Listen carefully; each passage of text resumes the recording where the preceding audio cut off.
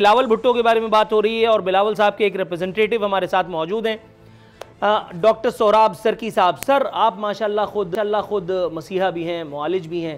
Sir, आपके ख्याल में ये जो आवाम की मसीहाई के नाम पर बिलावल साहब ने एक कॉल दी है, लॉन्ग मार्च, फिर उससे पहले किसान मार्च, आवाम को 27 फरवरी को घर से निकलने की कॉल दी गई है।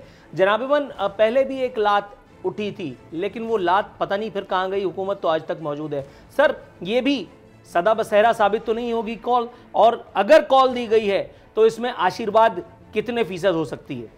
देखिए नूर भाई, मैं तो ये जानता हूँ, मैं आपको बताऊँ कि चाहे मेरा पाकिस्तान पीपल्स पार्टी से ताल्लुक़ है, जितनी भी पार्टियाँ हैं पाकिस्तान की जो अपोजिशन में हैं, जो मुल्क की सूरत हाल थी, जो सीनियर जो क़यादत है ख़ास तौर पर जितनी पार्टियों में, वो सब इस बात पे मुत्तफ़िक़ हैं। जिस तरह राना साहब भी कह रहे हैं कि ये जो हुकूमत है ये अब आज़ाब बन चुकी है पाकिस्तान के ऊपर और इसका जाना चाहिए। बाकी ये है कि उसमें काफ़ी सब देर हो गई है, लेकिन देर आए दुरुस्त आए। और मैं तो ये मैंने देखा है कि मोहतरमा बेनज़ीर भुट्टो साहब, जब मैं स्टूडेंट लीडर था, उन्होंने लॉन्ग मार्च का ऐलान किया था, तो वो हम लाहौर नहीं पहुँचे थे, हुकूमत वो चली गई थी। और ये जो लॉन्ग मार्च है ये ज़ाहिर एक जितनी भी अपोजिशन पार्टियाँ हैं उनके चाहे आपस में इख्तलाफात ज़रूर हैं अपनी जगह, लेकिन वो इस एक पॉइंट पे बिल्कुल इकट्ठे हैं, क्योंकि हमसे भी लोग पूछेंगे कि आपने क्या किया था जब आप अपोजिशन में थे और हुकूमत इतनी बुरा कर रही थी लोगों के साथ और महंगाई हो रही थी। राना साहब ने आपको सारे ये बिजली के और ख़ुद ADP, मैं ख़ुद ज़मींदार हूँ, आप यकीन करें कि ये सारी मिसमैनेजमेंट है। और मैं ये भी आपको बता दूं कि जब खाने काबे में जाते हैं उम्रे के लिए, आप भी गए, वहाँ अंदर हमें नहीं जाने देते हैं, पता नहीं कई घंटे हमें खड़ा करना होता है, खड़ा कर देते हैं। जब वहाँ पर हालात बेहतर होते हैं तो फिर उम्रे के लिए अंदर, रोज़े रसूलुल्लाह में भी नहीं छोड़ा जाता है। वो इसलिए नहीं छोड़ा जाता है कि वहाँ पर ज़्यादा अगर रश हो जाएगा तो वहाँ पर कोई इंसानी बहरान पैदा हो सकता है। तो ये कोमरी में इनको पता भी था, ट्वीट भी कर रहे थे। ये जिस तरह मैंने कहा कि उसी ज़माने में, हमारी हुकूमतों के ज़माने में हमें और ज़्यादा स्टेप लेने चाहिए थे, इनको ज़िम्मेदारी लेनी पड़ेगी। और कम से कम जो है, पहले हम आपस में बैठकर बात कर रहे थे, आपने तो कहा मैं इस पर बात भी नहीं करूँगा, करना भी नहीं चाहता हूँ। कम से कम अभी हमें ये एक फ़ैसला कर देना चाहिए कि इस तरह आगे जो वाक़यात होते हैं उस पर सियासत नहीं हो, पहले हम स्टेप्स ले लें ताकि इस तरह की हालात मुल्क में पैदा नहीं हो। दुरुस्त है। मैडम, लॉन्ग मार्च, शॉर्ट मार्च, इसका क्या हश्र होने वाला है? और आया ये किसी आशीर्वाद के बाद हो रहा है या फ़ी सबीलिल्लाह किया जाने वाला है? ये भी मेरा सवाल है।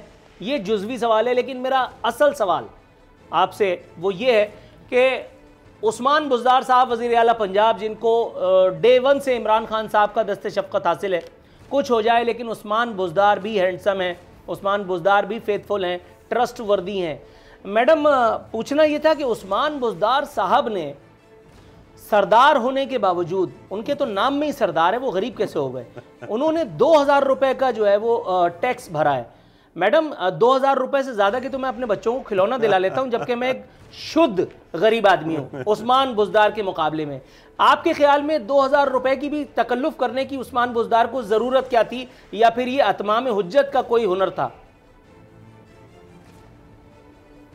जो आपने पहली बात की है उसका मैं पहले जवाब देती हूँ, दूसरी बात का बाद में जवाब देती हूँ। जो उन्होंने अभी तक बात की है ना कि हम एक लॉन्ग मार्च करने जा रहे हैं, तो लॉन्ग मार्च हो, मीडियम मार्च हो, शॉर्ट मार्च हो, ये इससे पहले भी मार्च करते रहे हैं।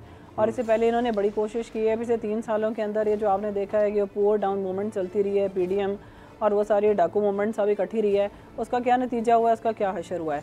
और ख़ास तौर से इन्होंने तो अपना माई बाप जो है वो बनाया हुआ है, जिसको है वो भी आपको पता है। इनके अपने तो, इन दोनों के अपने पास तो लीडर्स हैं नहीं, और वो लीडरों के आगे जो वो कमसिन बच्चे हैं उनको इन्होंने अपना लीडर बनाया हुआ है। और वो जो बीबी जो महंगाई की इतनी बढ़ चढ़ के राना साहब ने तो इतनी, मैं कहती हूँ अकबरी मंडी की, वो क्या अकबरी गेट की इतनी बड़ी तकरीर की है, और जैसे कोई जलसा यहाँ के ऊपर हो रहा है, बजाय के आर्गूमेंट्स हों, और वही घिसी पिटी इन्होंने बातें की हैं, एक एक बात का जवाब देने लगे तो वैसे ही मतलब बेफ़ायदा है। बात यह है कि इस बात का जवाब दे दें कि इतना रोना है, महंगाई का रो रहे हो सकता है इस महंगाई के रोने में सबसे आगे मरियम नवाज़ हों।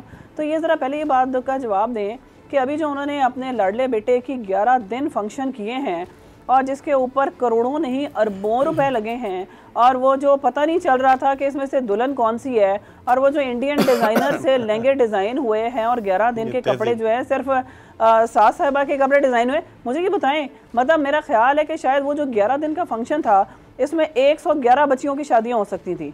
तो ये महंगाई के रोने कर रहे हैं, इनके कौन से ड्रामे हैं, ये लोगों को जाके कोई बात करते हैं, इतनी विंडिक्टिव इनकी वो इनकी जो है वो लीडर हैं, वो बात कुछ करती हैं, दूसरों की ऑडियो लीक्स जो है ना, वीडियोज़ जो हैं वो दूसरों की बना रही होती हैं, अपनी दफ़ा में कहती है मेरी प्राइवेट कॉन्वर्सेशन है,